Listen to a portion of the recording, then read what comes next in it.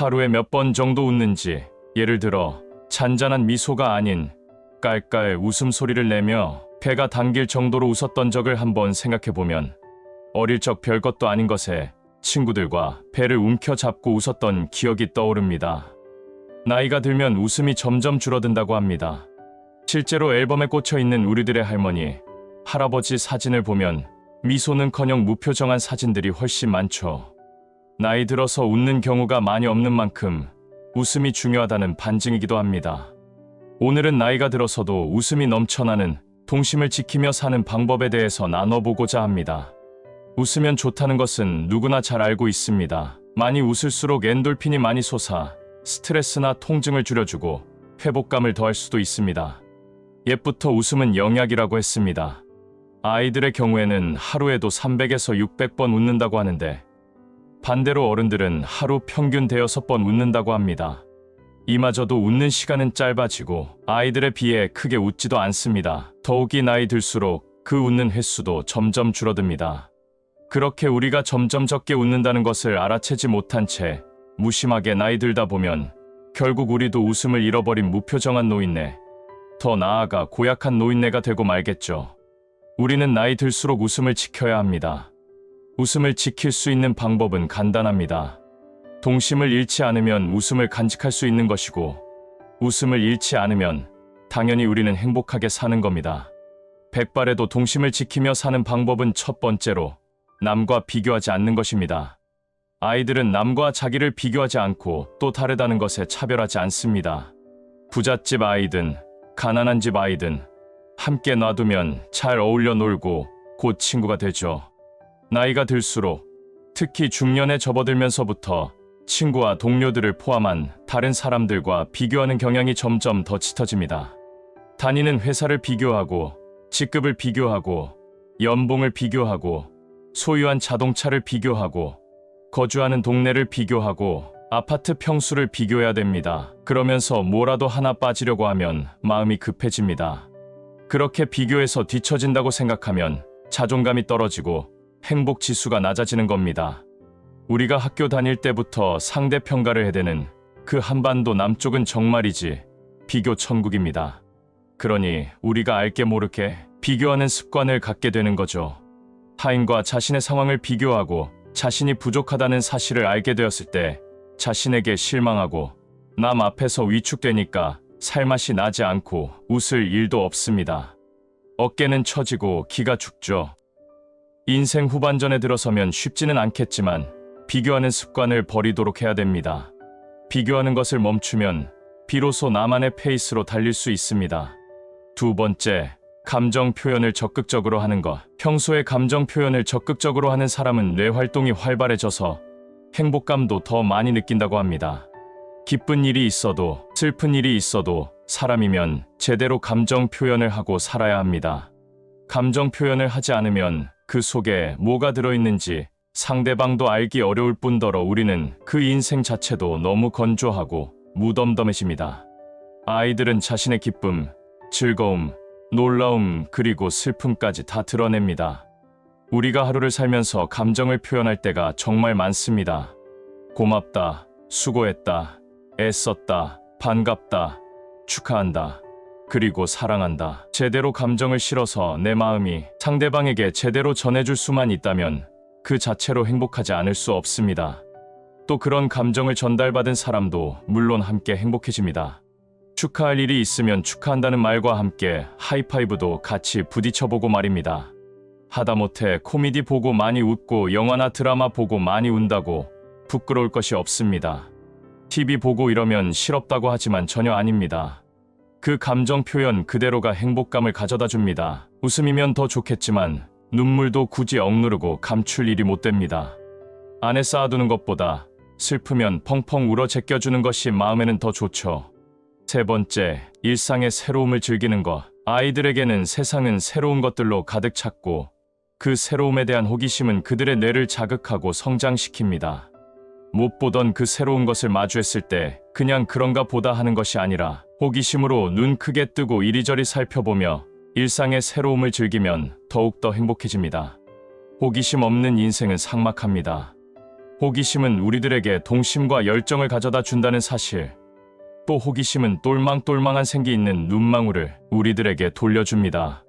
네 번째, 모르는 것을 인정하고 배우는 것. 아이들에게 세상은 궁금한 것 천지이고 모르는 것을 창피해하지 않습니다. 하지만 어른들은 자존심 때문에 자신이 모르고 있다는 것을 감추려는 경향이 있죠. 대화 중에 모르는 게 나왔을 때 상대방에게 물어보지 않으면 대화도 겉돌 뿐만 아니라 몰랐던 것을 영영 모르게 살게 됩니다. 나중에 찾아봐야겠다 생각하며 그 순간을 모면하지만 말처럼 웬만하지 않으면 나중에 찾아보게 되질 않습니다. 자존감이 낮은 사람은 자신이 무지한 사람으로 보이게 될까봐 그것이 두려워서 질문하지 않는 경향이 많습니다. 그러지 말고 때로는 좀 뻔뻔하다 싶을 정도로 물어볼 건 물어보고 살아도 됩니다. 모르는 것을 모른다고 말하는 용기, 그래서 질문하고 그 자리에서 대충이라도 알고 넘어가는 게 마음을 더 가볍게 해줍니다. 몰랐을 때 그나마 질문하고 그래야 나중에라도 더 찾아보게 됩니다. 질문하지 않는 사람은 나중에 찾아보지도 않겠죠. 모르는 것은 죄가 아닙니다. 하지만 모르는 것을 아는 척하고 넘어가는 것이 더 창피한 일이죠. 동심은 주름살과 책임감과 반비례하는 것 같습니다. 세상이 우리를 이렇게 주눅들게 하고 억누르려고 하면 할수록 우리는 악착같이 동심을 잃지 않으려고 노력해야 할 것 같습니다. 남들이 철들지 않았다고 뭐라고 해도 그렇게 산다 한들 남에게 피해를 주고 사는 것도 아닙니다. 우리가 행복해지면 됩니다. 오늘도 동심으로 돌아가는 하루가 되시길 진심으로 바라겠습니다. 혼자 산다는 의미는 싱글이나 독신으로 산다는 말이 아닙니다. 그래서 독거노인을 떠올리시거나 고독사를 상상하시면 안 됩니다.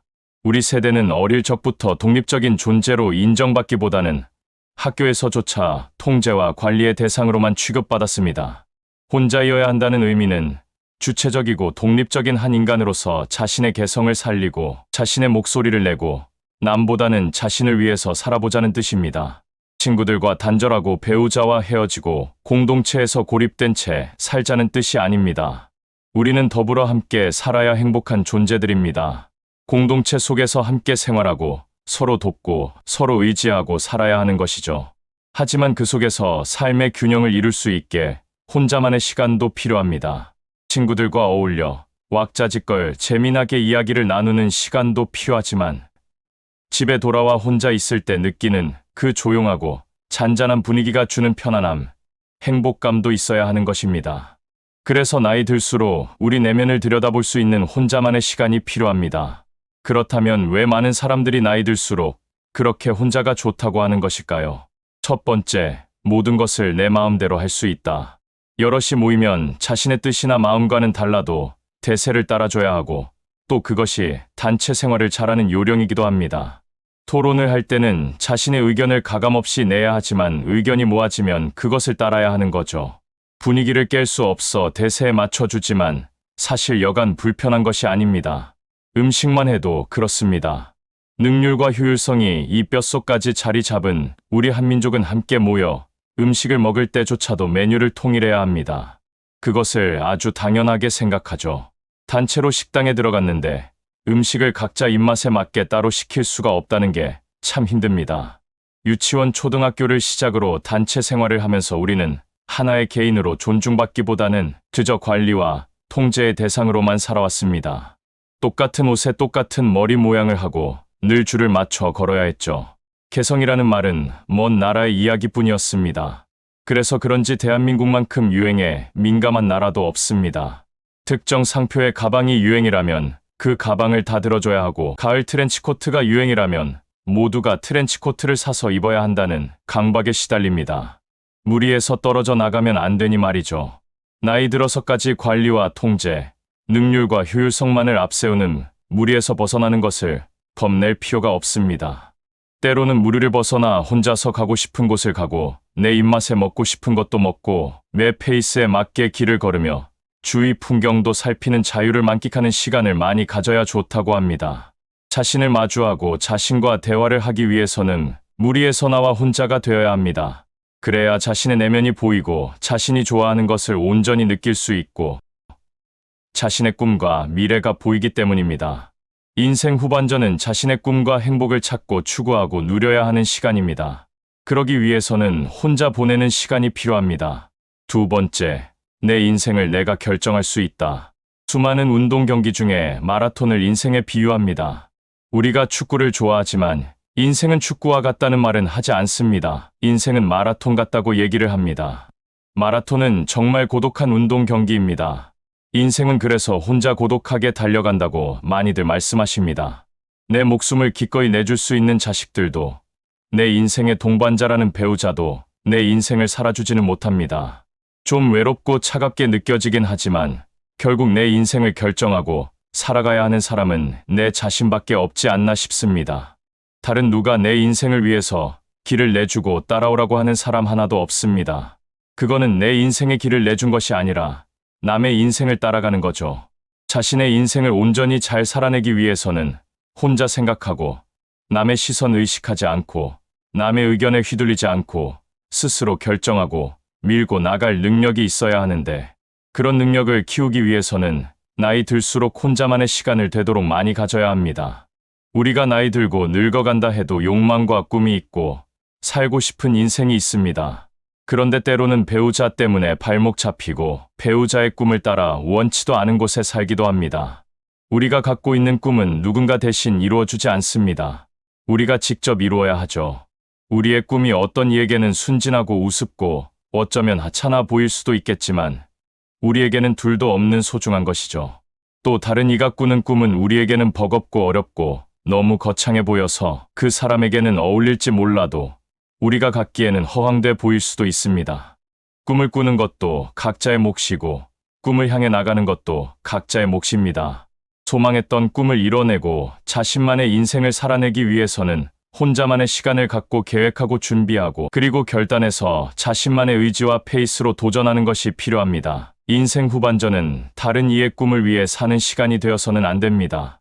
나이 들수록 혼자여야 하는 이유는 찾아보면 찾아볼수록 끝이 없습니다. 이외에도 여러 가지가 있겠지만 가장 중요한 전제 조건은 혼자가 사회와의 인연을 끊고 독거노인으로서의 삶이 아니라는 것입니다. 혼자 산다는 것은 더불어 살아가는 인생 속에서 고유한 자신만의 즐거움과 기쁨, 자유로움, 그리고 인생의 아름다움을 추구한다는 의미가 있습니다. 혼자서도 잘 즐기는 독립적인 사람이 여럿이 함께 모여서도 잘 지내게 됩니다. 의존적인 사람은 혼자 있어도 안 되고 같이 있어도 남에게 부담만 될 뿐입니다. 그러니 혼자여야 한다는 것의 두려움을 우리 모두 떨쳐낼 필요가 있습니다. 오늘 영상을 보신 모든 분들은 나이를 멋지게 먹어가시기를 진심으로 바라겠습니다.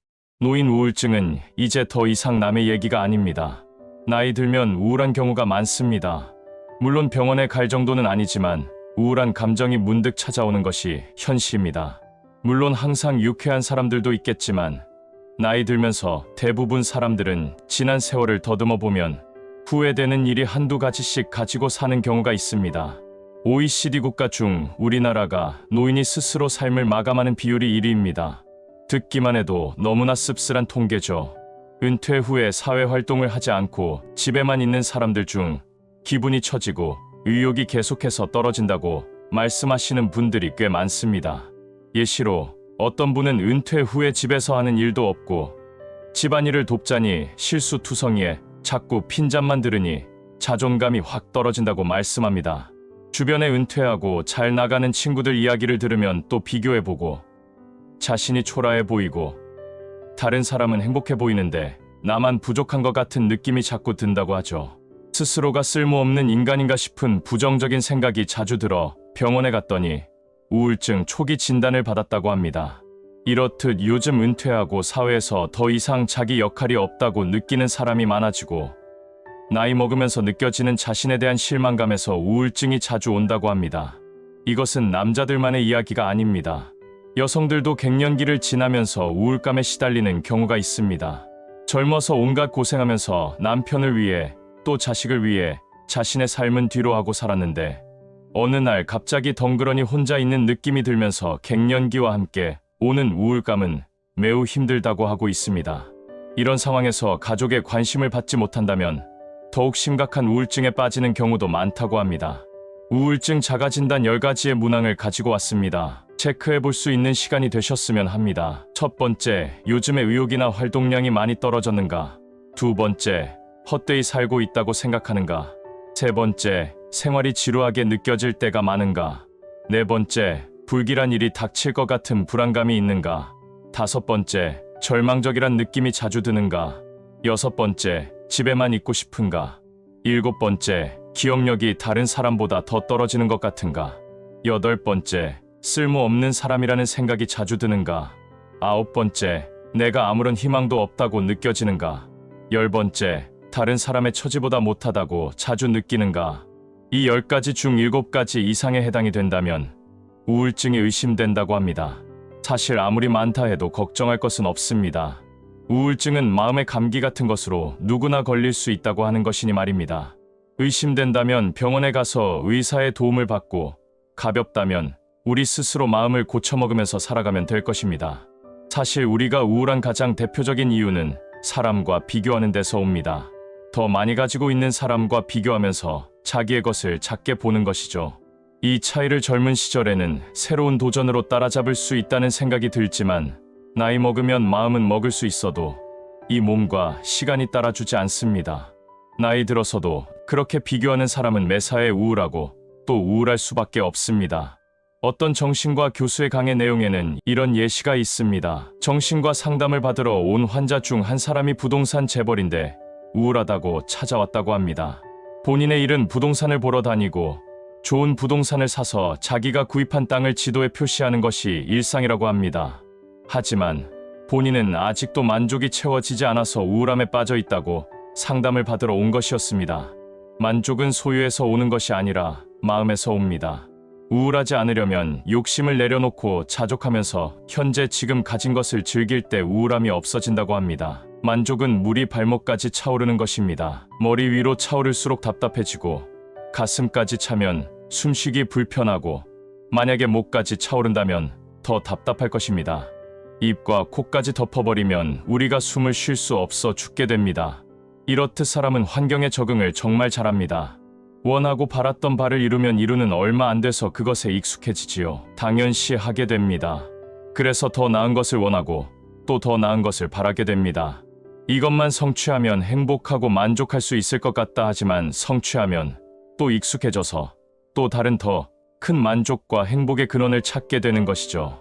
그렇기 때문에 우울하지 않고 즐겁게 살려면 현재 우리가 가지고 있는 상황에 만족하고 감사하면서 그 속에서 행복을 찾아야 하는 것 같습니다.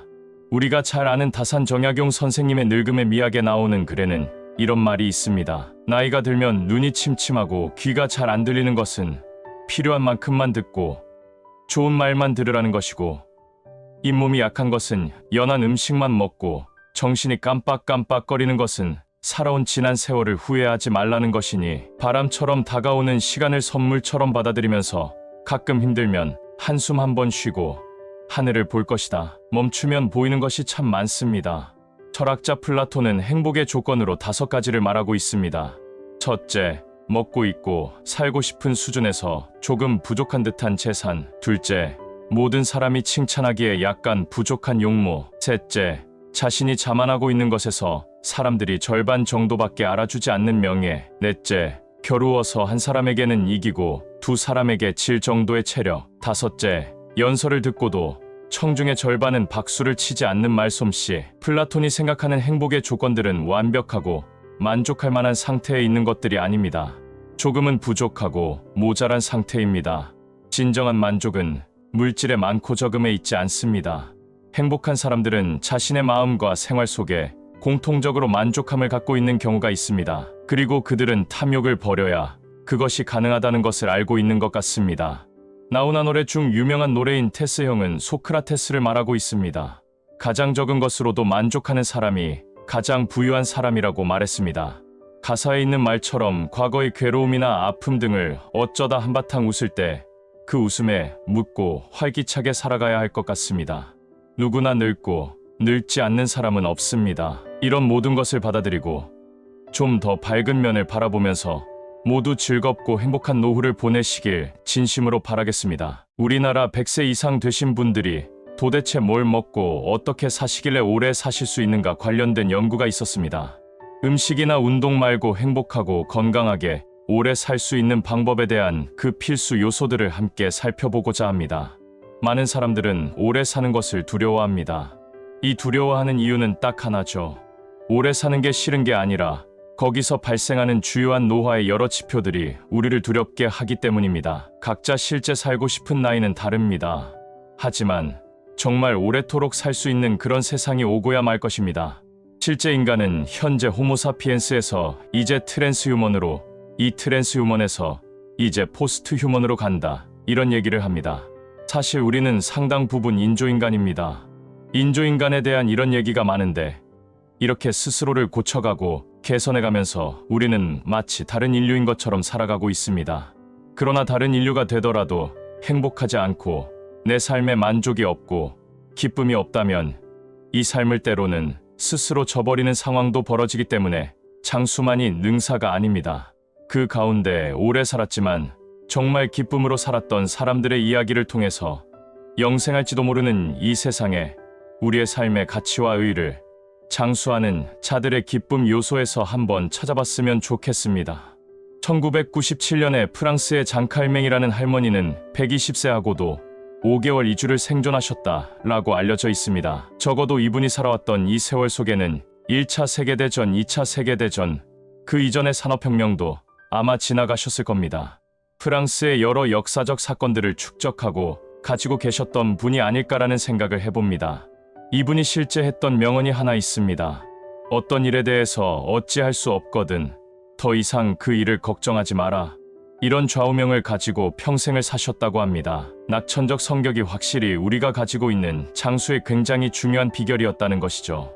처음에 말씀드렸던 우리나라 100살을 넘게 사셨던 사람들의 연구 결과 중 어떤 분은 하루에 소주를 2병씩 마셨고 어떤 분은 하루에 담배를 2갑 이상 피셨던 분들도 굉장히 많았습니다. 이분들이 그럼에도 불구하고 맨날 밥 매러 나가면서도 100세 이상을 사셨는데 이분들의 주요 특성들 중에 가장 공통된 하나는 원만한 성격이었습니다. 낙천적 성격의 요인도 프랑스뿐만 아니라 우리나라 100세 이상 사셨던 장수 어르신들의 핵심적인 요인이었다라는 걸 발견할 수 있습니다. 장수의 두 번째 특징은 바로 규칙이었습니다. 당나라의 조주 스님이라고 전설로 전해오는 이분이 120세에 입적을 하셨다고 알려져 있습니다. 120세에 입적을 하신 이 당나라 조주 스님이 어떤 방식으로 사셨는가에 대한 연구들의 그 결과들이 나와 있는데 평생에 걸쳐서 했던 가장 상징적인 행동은 바로 명상이었습니다. 특별히 미국과 유럽에서 이 명상에 대한 인기는 엄청나다고 합니다. 당나라 조주 스님이 명상을 규칙적으로 하신 걸로 굉장히 유명하죠. 시간을 정해놓고 그 시간이면 어김없이 들어가서 그 자리에 명상을 하셨는데 명상의 시작 시간과 끝 시간이 한결같이 거의 일정했다는 겁니다. 즉, 조주 스님은 보통 1~2시간 정도 명상을 하시는데 그 짬짬이 쉬는 시간 동안에 밥을 먹거나 혹은 법회를 하시거나 산행을 하시거나 이런 과정이 사이에 들어가고 명상이 삶의 주요 포인트가 된 겁니다. 그 포인트에 따라 하루가 유지가 되고 그 과정 속에서 명상을 중심으로 나머지 시간이 돌아가니 명상이 규칙의 핵심이고 생활의 중심이었다라고 볼 수 있습니다. 이런 규칙적인 생활과 더불어서 술이나 담배와 같은 것들은 당연히 멀리했겠지만 그런데 이 명상이 가져다주는 핵심적인 변화나 긍정적 의미가 있습니다. 그런데 거기에는 그 깨끗하고 정렬된 생활 안에는 삶의 규칙이 들어있었던 겁니다. 그래서 어쩌면 이런 규칙성이 이분을 장수하게 하고 이분의 삶을 더 멋지게 만들고 다른 사람들의 좋은 귀감까지 되도록 하는 굉장히 중요한 요인이 아니었겠나 싶습니다. 세 번째는 바로 성실성입니다. 미국 LA에서 아서 윈스턴이라는 분이 은퇴한 지 20일 만에 돌아가셨다고 합니다. 근데 이분이 100세까지 버스 수리공을 하셨습니다. 우리가 100세면 잘 걷기도 어려운 나이가 아닐까 이렇게 생각하실 수 있지만 최근 연구에 따르면 우리가 90세 이상 되신 분들 중에 자기 직업을 가지고 있는 분들은 훨씬 더 건강하다라는 연구 통계들이 나오고 있습니다. 그런데 자기 직업을 가지고 있는 분들은 주로 어떤 특징을 가지고 있는가 보았더니 한 번도 빠짐없이 일터에 나왔다라는 동일한 연구 결과들이 같이 나오고 있습니다. 그래서 조금 전에 말씀드렸던 아소 윈스턴 같은 경우 평생을 이 버스 수리공으로 지내셨는데 그 중에 아내가 사망했던 날 그때 딱 하루만 결근을 했다고 합니다. 그런데 이렇게 대단한 이분의 이런 성실성이 어쩌면 아내를 잃은 것에 대한 슬픔을 다시 원만하게 회복하고 빠르게 일상으로 돌아와서 슬픔을 어느 정도 조절하도록 하는데 굉장히 중요한 역할을 했던 게 아니었나 싶습니다.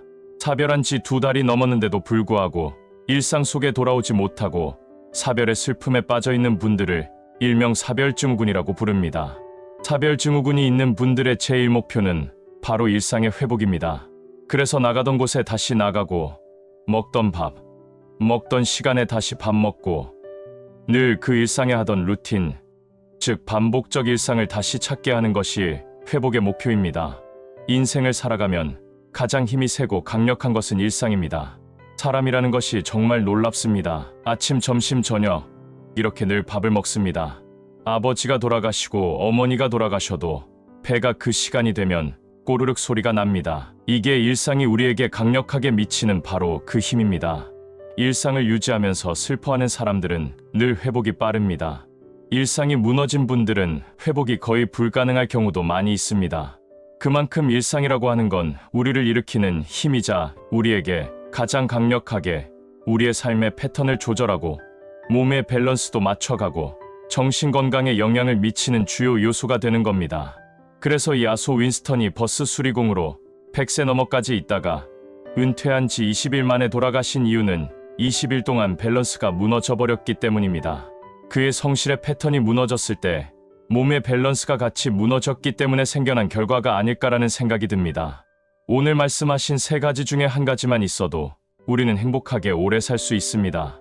과학이 발전하고 의학이 발전하면서 여기저기를 쉽게 고치고 치료를 받아가며 우리의 수명이 늘어나면서 장수는 우리 모두에게 일상이 될 겁니다. 그 과정에 우리의 삶을 더 건강하게 행복감을 높이며 타인들과 함께 살아가기 위해서 이 3가지를 기억하셨으면 좋겠습니다. 오늘 영상을 보신 모든 분들은 오래도록 행복한 나날들만 보내시길 진심으로 바라겠습니다. 독립적인 생활은 어른이 되기 위한 조건이자 시작입니다. 경제적으로, 심리적으로 홀로 설 수 있을 때 우리는 이제 어른이 되었구나 느끼게 되고 또 인정받게 됩니다. 하지만 나이 들어 성인이 되었다고 해서 또 부모에게 또는 남에게 경제적으로 손 벌리지 않고 살 만큼 되었다고 해서 심리적으로까지 독립적인 사람이 되는 것은 아닙니다. 보기에는 사회생활도 꿋꿋이 잘해가고 사람들과 두루두루 잘 지내 보이는 사람도 또 누구보다 독립적으로 당당하게 살아가는 사람도 속마음을 얘기하다 보면 많이들 힘들고 외롭다고 말합니다. 또 나 자신도 모르게 부모나 자식 또는 절친에게 과하게 의지해서 상대를 힘들게 만들며 살아가고 있을지 모를 일입니다. 흔들리는 마음을 다잡기 위해 자꾸 누군가에게 기대는 사람들에겐 한 가지 공통점이 있다고 합니다. 그것은 바로 행복하게 만들어주는 힘이 자신에게 있는 것이 아니라 바깥 어딘가에 있다고 생각하는 점입니다. 자신이 느끼는 결핍감을 다른 사람이나 세상이 채워줄 수 있다고 여기는 것이죠. 그러다 보니 남들로부터 인정받으려고 지나치게 노력하고 일에 매달려 자신을 혹사시키기도 합니다. 또 자기 힘으로 부족하다 싶을 땐 다른 사람을 끌어들이기까지 합니다. 이런 대표적인 사람이 능력 있는 배우자나 성공한 자식을 자랑하며 자신의 가치를 인정받으려는 사람들입니다. 운 좋게도 자랑할 수 있는 배우자나 자식을 두었다면야 다행이겠지만 그렇지 못하다면 성에 차지 않는 배우자가 미워지고 자식이 원망스러워지면서 집안에서는 큰 소리가 끊이지 않게 됩니다. 내가 너를 어떻게 키웠는데 하는 원망이 높아지고 내 친구 아들은 이렇다더라, 내 동창 딸은 저렇다더라 하면서 자식들의 속을 뒤집어 놓습니다. 이렇게 행복의 주도권이 바깥 어딘가에 있다고 믿으면 자신은 계속 흔들리고 가족이나 주위 사람들과는 불화가 일어날 수밖에 없습니다. 행복의 주도권을 다시 내 자신에게 가져오기 위해서는 무엇보다 홀로서기가 필요합니다. 누군가에게 기대는 사람은 상황에 따라 또는 의지한 사람의 태도와 기분에 따라 내 기분과 행동도 럭비공 튀듯 예측할 수 없이 널뛰기를 하지만 홀로 서는 사람은 평상심을 잃지 않고 한결같이 안정된 모습으로 살아갈 수 있습니다. 그렇다면 진정한 홀로서기의 의미는 무엇인지 우리는 반드시 알 필요가 있습니다. 홀로서기의 의미는 사람들이 가장 많이 오해하기도 하죠. 일단 첫 번째 의미는 우리가 통제할 수 있는 일을 정확하게 구분하는 능력입니다. 다른 사람의 시선과 마음, 이미 지나간 과거, 아직 닥치지 않은 미래, 또 내 밖의 세상, 내 배우자와 그리고 내 자식들은 내 힘으로 어쩔 수 없는 통제 불가능한 것들입니다. 이 통제 불가능한 것들로부터 하루빨리, 아니, 지금 당장 집착과 걱정, 기대를 거두는 것이 좋습니다. 이와는 반대로 세상에서 오직 하나, 우리 자신이 통제 가능한 것은 바로 내 마음뿐입니다. 대신 나의 모든 에너지와 열정, 관심과 기대는 내 마음으로 향하는 것이 진정한 홀로서기입니다. 두 번째, 나를 잘 파악하고 잘 다루는 능력입니다. 우리 모두는 저마다의 안경을 쓰고 세상을 바라봅니다. 그래서 누군가는 장밋빛 안경을 써서 세상이 장밋빛으로 보일 것이고, 또 다른 누구는 이상한 렌즈가 있는 안경을 써서 세상이 찌그러져 보일 수 있습니다. 내가 사람들로부터 인정받고 사랑받고 성공하면 행복해질 거라고 믿는 생각도, 가진 돈과 비례해서 행복도 끝이 없이 커질 거라는 믿음도 모두 자신이 쓴 안경을 통해 바라본 세상의 단면일 뿐입니다.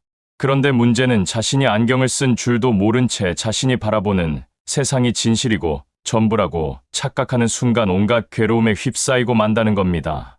지금 내가 맞지 않는 안경을 쓰고 있구나. 내 시력에 맞는 것을 바꿔 써야지. 이렇게 문제를 인식하고 맞는 것을 찾았으면 될 일인데, 안경을 쓰고 있는지조차 모르고 있으니 자신을 닥달하고 애먼 사람을 들들 볶고 만만한 사람을 잡아 족치고 세상을 탓하고 원망하고 저주를 퍼붓습니다. 진정한 홀로서기는 자기가 지금 어떤 안경을 쓰고 있는지 알아내는 것이고, 시력에 맞지 않아 불편을 가중시킨다면 맞는 안경을 골라 쓰기 위해 노력하는 태도와 그리고 능력을 갖추는 겁니다. 시력에 맞는 바른 안경을 찾아 쓴다는 것은 행복해지기 위해 내 마음을 고쳐먹는 것입니다. 내 자신이 갖지 못한 것에 대한 결핍에 집착하기보다는 자신의 장점을 봐주고 사랑하기로 마음을 고쳐먹는 겁니다. 성에 차지 않는 배우자를 다그치기보다는 그래도 우직하게 버텨온 그를 이해하고 다독거려주기로 마음을 고쳐먹는 겁니다. 부족하다 느껴지는 자식을 다그치기보다는 그럼에도 불구하고 포기하지 않고 노력하는 그 태도를 응원하고 격려하기로 마음을 고쳐먹는 겁니다. 세 번째, 통제력과 자존감을 높이는 것입니다. 내게 맞는 바른 안경을 찾아 쓴 다음부터는 보이는 대로, 들리는 대로, 곧이곧대로 반응하는 짓을 멈출 수 있게 됩니다. 욱하는 마음에 화부터 쏟아내고 후회를 하는 것이 아니라 마음에서 화가 싹 틔울 때부터 알아차려서 불편한 것으로부터 시선을 돌리고 일렁이는 마음을 다독여 가라앉히고 해야 할 말을 정리할 여유도 챙길 수 있습니다. 그리고 성난 목소리가 입 밖에 나오지 않도록 목소리를 잘 가다듬는 침착함도 생기죠. 자신의 감정에 대한 통제력을 갖게 되면 사는 게 그야말로 편안해집니다.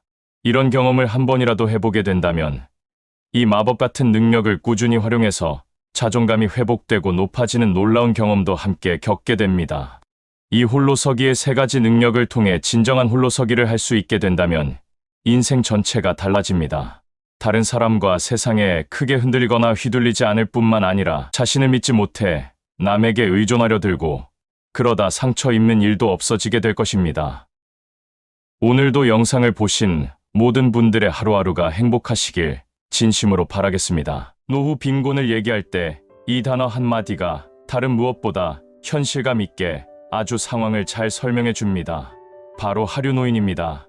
노후를 힘겹게 살아가고 있는 분들이라고 해서 이분들이 열심히 살지 않았던 것은 아닙니다. 일을 너무 열심히 해서 탈이면 탈일 뿐 한국 사람들 중에 그렇게 게으르게 산 사람은 없을 겁니다. 또 다른 케이스는 자산 관리 잘 해오다가 막판에 잠깐 판단 미스로 바닥으로 떨어지는 분들이 계십니다. 고령기에는 누구나 빈곤에 빠질 가능성이 있다는 점을 상기하셔야 합니다. 그래서 오늘은 고령기에 빈곤에 빠지는 사람들의 공통점에 대해서 나눠보고자 합니다. 노후 빈곤을 겪는 사람들의 생활을 들여다보면 생활비 부족으로 식사는 하루 한 끼로 만족하고 집세를 내지 못해 노숙을 하고 있거나 부족한 생활비를 충당하기 위해 폐유지를 수거하고 다닙니다. 또 심각한 질병에 걸렸어도 병원 가는 것은 엄두도 내지 못하고 폭염이나 혹한 속에서 냉방이나 난방시설 없이 더위와 추위를 참아내면서 살아가죠. 그리고 끝내는 아무도 돌봐주는 이 없이 고독사로 생을 마감하게 되는 수가 많습니다. 이렇게 살아가는 노후 빈곤층에게 공통적으로 없는 것이 세 가지가 있다고 합니다. 첫째가 수입, 둘째는 준비된 노후 자금, 그리고 마지막 세 번째는 의지할 사람입니다.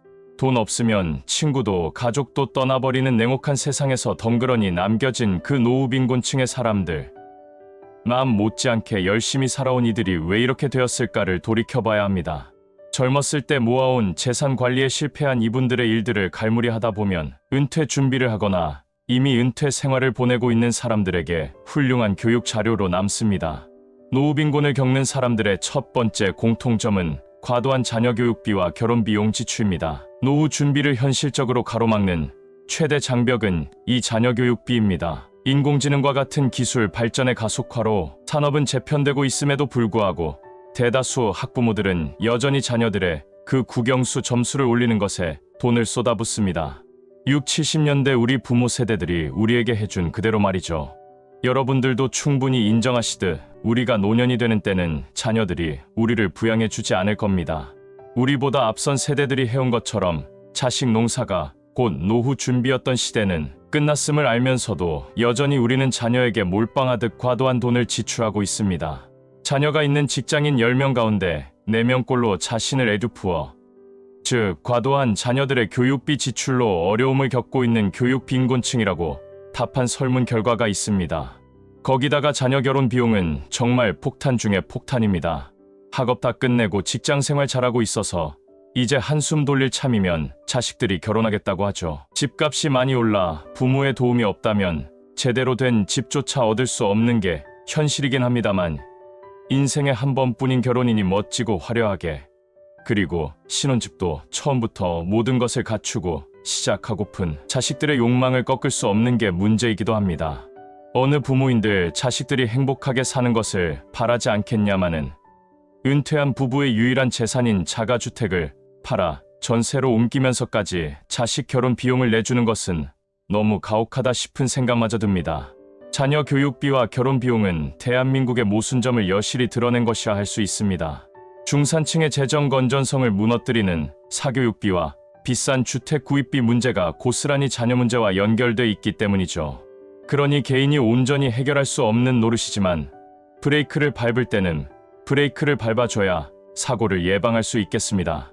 두 번째, 끝이 안 나는 성인 자녀 부양. 두 번째도 자식입니다. 이제 보면 무자식이 상팔자라고도 할 수 있겠죠. 지금의 중장년 세대를 부모님 봉양과 자녀 부양이라는 이중 부양덫에 걸린 샌드위치 세대라고 부릅니다.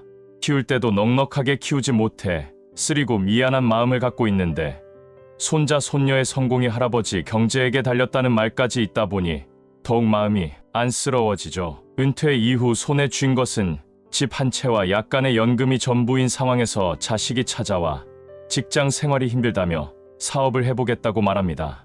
당연히 사업 자금은 없이 말입니다. 그 집 한 채 있는 것으로 담보를 대출해서 사업을 시작하겠다는 거죠. 마치 자기가 사준 집이냥 아주 자연스럽게 얘기를 합니다. 어차피 당신 죽으면 자기 집이니 먼저 당겨 쓰겠다는 심리가 기저에 깔려 있다는 거죠. 이렇게 시작한 사업치고 잘 되는 것을 본 적이 없을 겁니다. 힘들다고 하는 자식 보기 안쓰럽지만 그렇다고 집을 내놔서는 절대로 안 될 일입니다. 자식 이기는 부모 없다고는 하지만 그렇게 하는 순간 우리의 은퇴 인생을 송두리째 빨아들이는 블랙홀이 된다는 거, 그것도 각오하셔야 합니다. 세 번째, 고수익을 노린 투자. 좀 잠잠해질만 하면 뉴스를 통해 은퇴자들이 어이없게 금융사기를 당했다는 소식을 접하게 됩니다. 한국은 금융사기의 천국입니다. 금융사기범에 대한 형량도 세계에서 제일 적고 사기 처먹은 돈도 거의 환수가 되질 않죠. 그래서 사기범들은 형기를 다 마치고 나와서도 또 사기를 친다고 합니다. 재범률이 제일 높다고 하죠.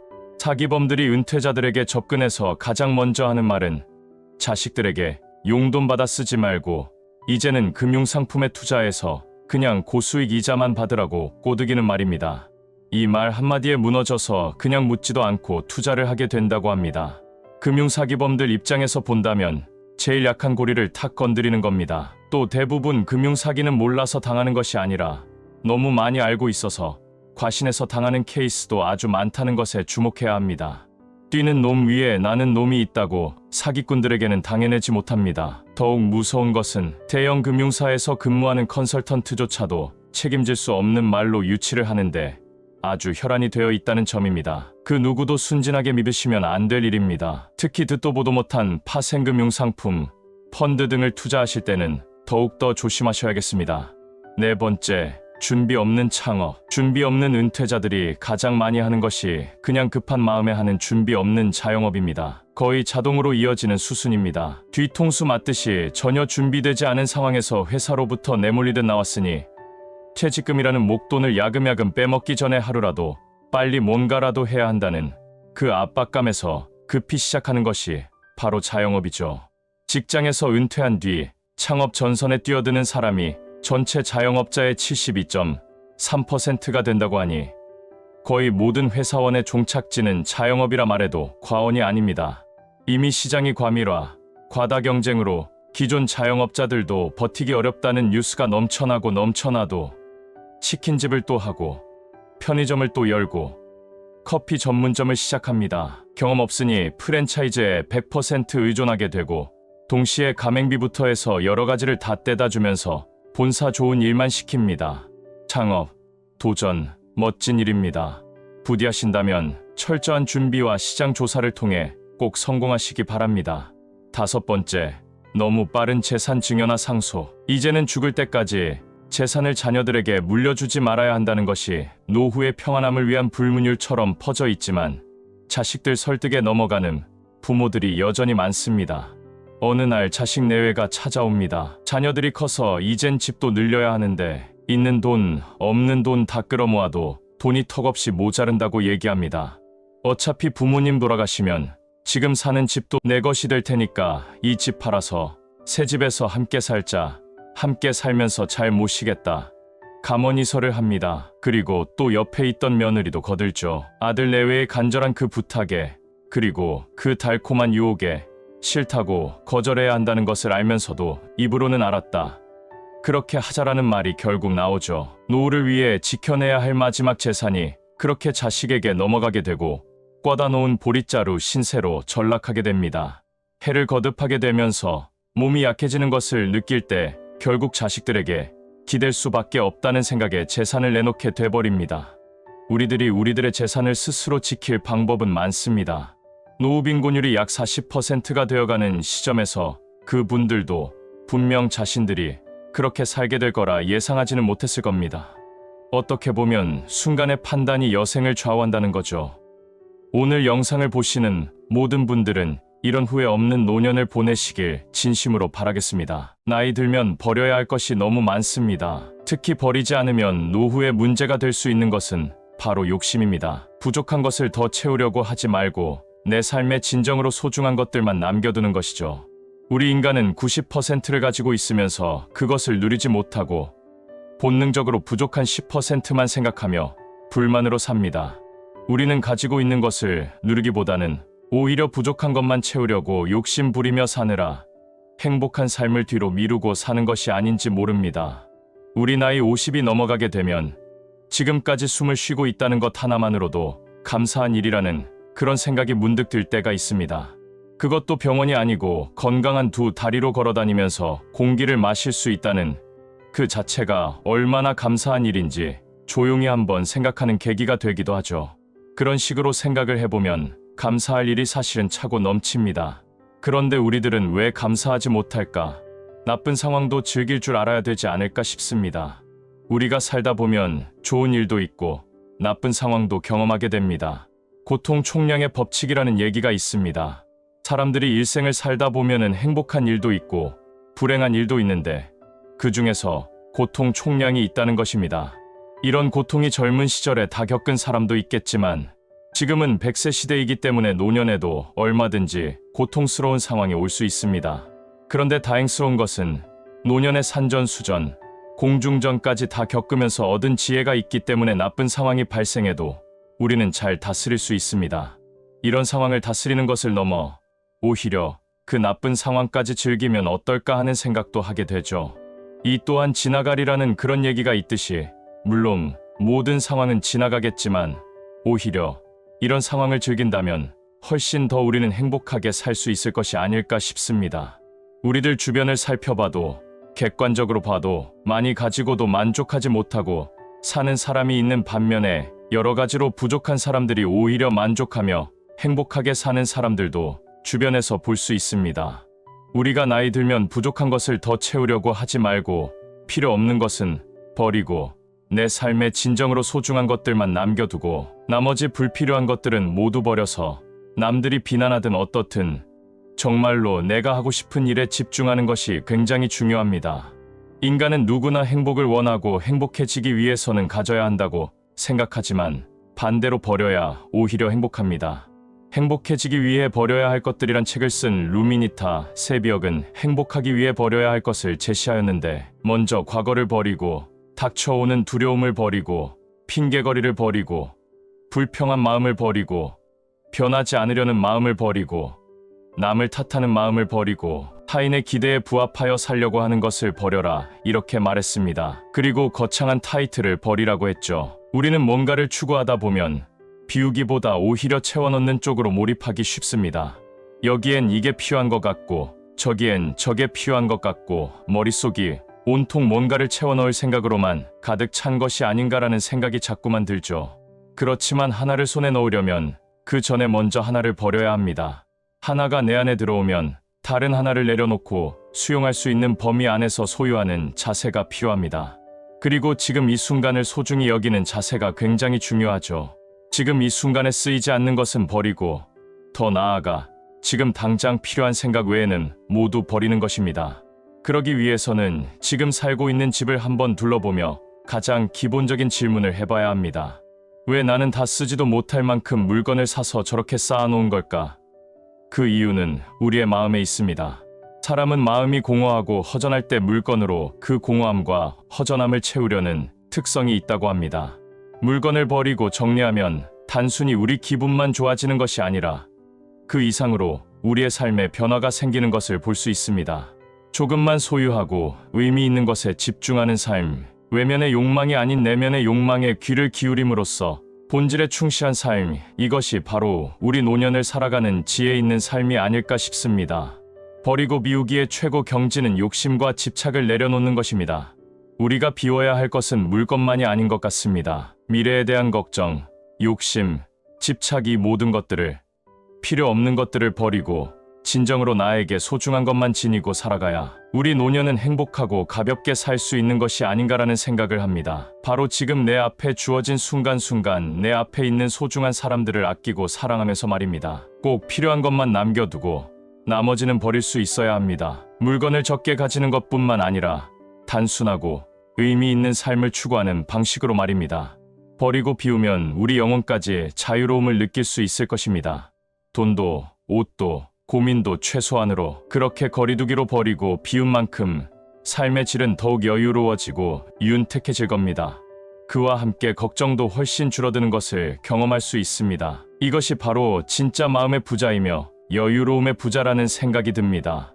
내가 추구하는 것은 욕심일까 가치일까? 가끔 반문하면서 내 주머니 속을 채우는 욕심이라면 이제 다 버리고 새로운 꿈으로 가득 채워가면서 살아봅시다. 이렇게 살면 여러 갈등이나 걱정에서 해방되는 그런 부자가 되는 것을 느낄 것입니다. 고민이 사라지니 더욱 편안해지고 더 가지려고 애쓰지 말고 필요 없는 것을 최대한 줄이고 버리고 비워서 정말로 꼭 필요한 것만 가진다면 정말 우리는 삶에 훨씬 더 가볍고 행복함을 느낄 것입니다. 나이 들어가면서 부족한 것을 채우는 데에만 몰입하지 말고 나의 삶에 진정으로 소중한 가치가 무엇인지를 생각하면서 살아가며 가슴 안에 좀 더 나은 가치를 채우고 너그러움으로 채우고 사랑으로 채우면서 행복한 노년을 살아보자는 말씀을 드리고 싶습니다.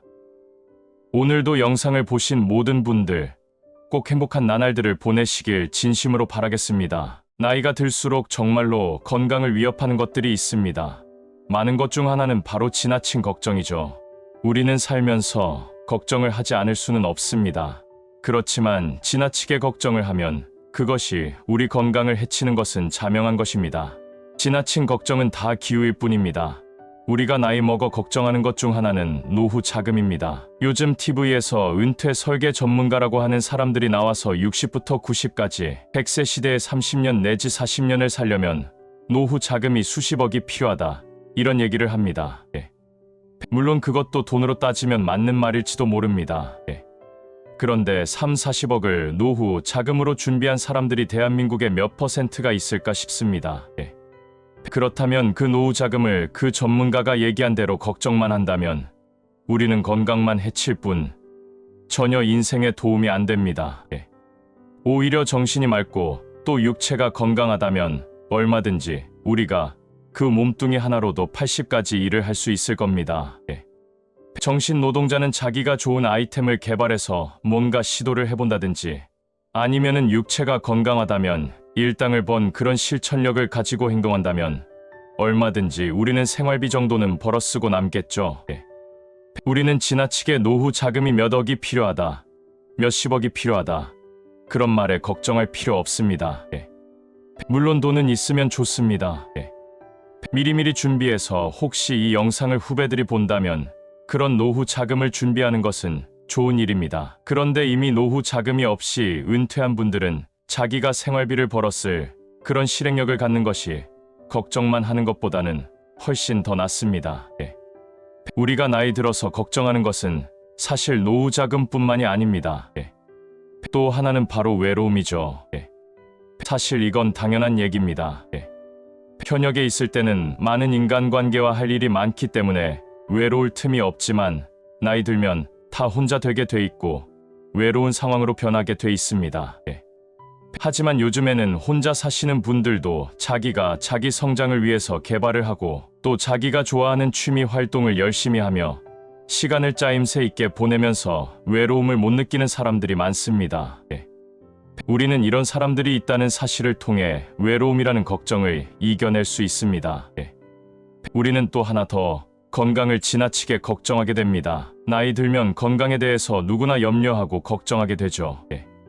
60대 중반이 되다 보면 이부터 아파가지고 임플란트도 하게 되고 또 옛날에는 과식과 과음을 해도 전혀 소화 기능이 문제가 없었는데 요즘은 과식이나 과음을 하면 그 이튿날 굉장히 위가 거북합니다.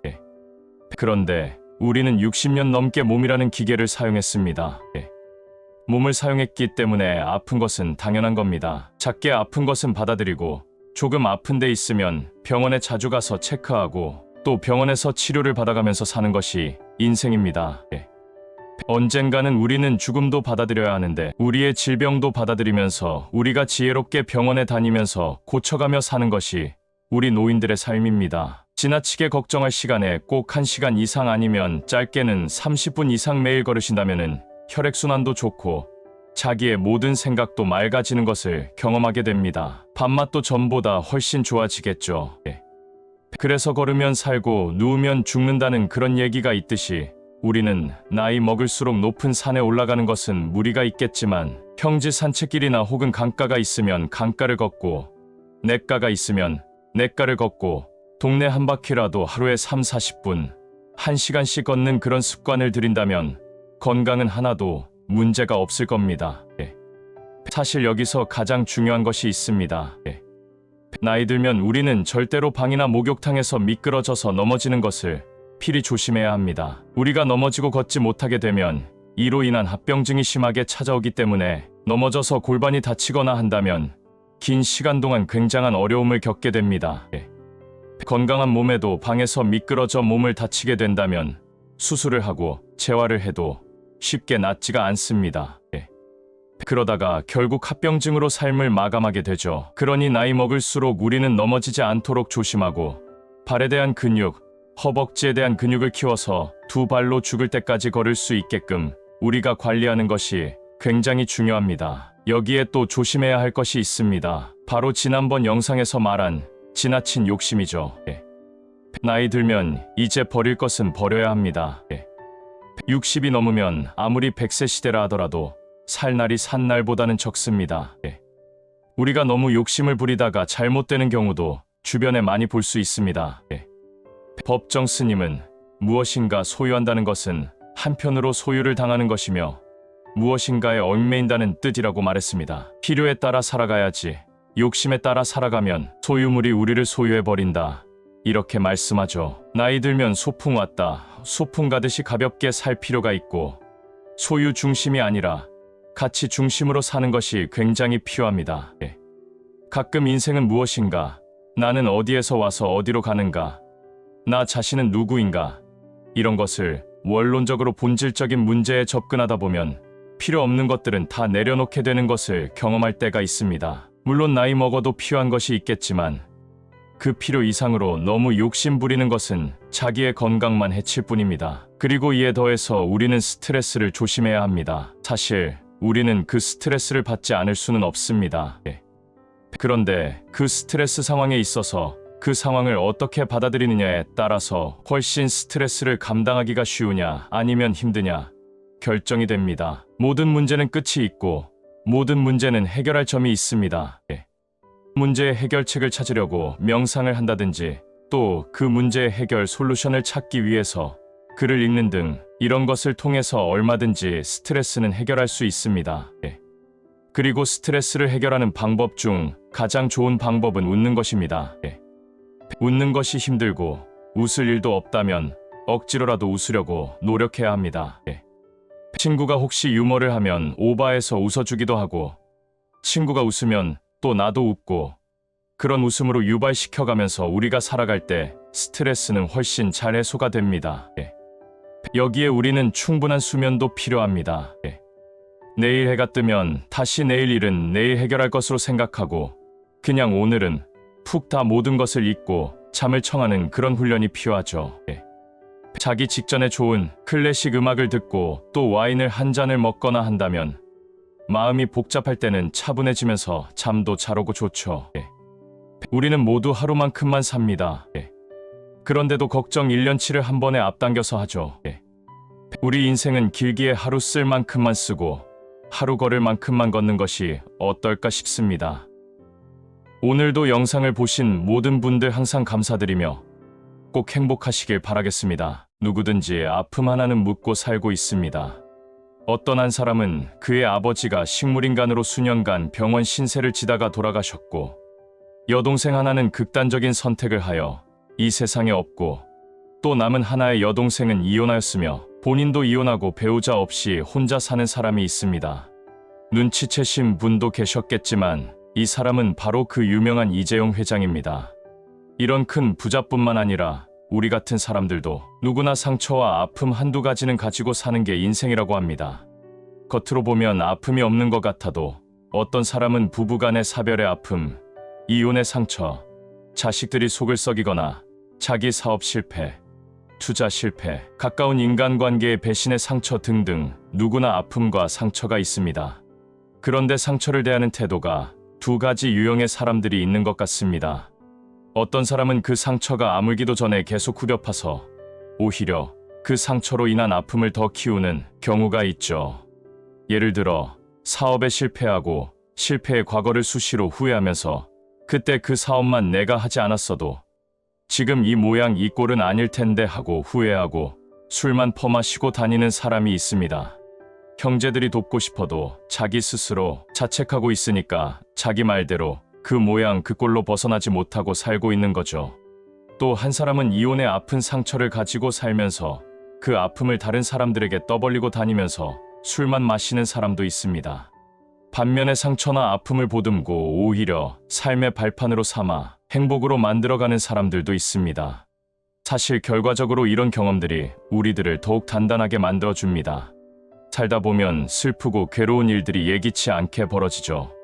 이것들을 다 잊게 되는 날은 결코 오지 않고 시간이 약이라고 하지만 시간의 흐름에 관계없이 점점 더 아파오는 상처가 있습니다. 물론 세월에 침식되어 희미해지는 상처도 있죠. 확실한 것은 어떤 상처든 받아들이는 법을 천천히 배워 나가게 된다는 것입니다. 그렇다 보면 내 몫의 아픔을 품고 살아갈 힘이 생기게 됩니다. 우리 모두의 삶이 순탄치만은 않았을 겁니다. 도전하기를 좋아하는 성격은 사업을 완전히 말아먹어 보기도 했을 거고 성공을 했다고 하더라도 더 큰 성취를 위해 도전했다가 다시 실패하는 경우도 있을 겁니다. 실패 후에 밀려오는 현실적인 어려움과 그 정신적인 괴로움은 진짜 당해보지 않은 사람은 잘 모를 정도죠. 돌아보며 잃은 것이 너무 크다는 생각으로 심각하게 후회될 때도 있을 겁니다. 그런데 잃어버린 것만 생각하면 더 괴롭다는 것을 알면서 지금 여기에서 할 수 있는 것이 무엇인가에 초점을 맞추고 살다 보면 작은 빛이 보이고 앞뒤와 옆이 꽉 막힌 것 같아도 위에 조그마한 구멍으로 한 줄기 햇빛이 비추는 것을 발견할 수 있습니다. 이 작은 빗줄기를 잡고 매달리다 보면 그 햇빛이 점점 커져서 어둠을 몰아내는 경험을 할 수 있습니다. 인생은 누구나 아픔과 각종 상처를 가지고 살아가기 마련입니다.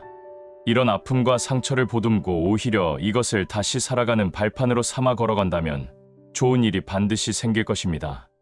못난 소나무가 산을 지킨다는 말이 있죠.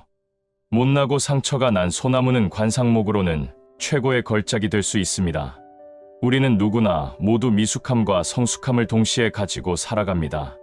누구나 약하고 강합니다. 이에 따라 스스로를 사랑하는 성숙한 마음을 갖는 방법에는 6가지가 있는데, 나를 용서하고 정체성을 찾고 존재 자체를 존중하며 성격을 활용하고 아픔을 견디고 힘 빼고 살아가야 하는 것이죠. 사랑도 하고 배움도 하고 울기도 하고 웃기도 하고 고마워하기도 하고 원망도 하면서 말입니다. 고생 끝 행복 시작이 아니라 고생 중에도 행복이 있고 행복하더라도 아픔은 있습니다. 인생은 숙제처럼 살지 않고 파도 타듯이 살아야 합니다. 우리 인생살이는 깊게 들어가 보면 대부분 거기인 것 같습니다. 누구나 아픔 하나 가지고 살고 있는 것이죠. 상처를 흡입하지 말고 보듬고 행복하게 우리의 남은 삶을 사셨으면 좋겠습니다.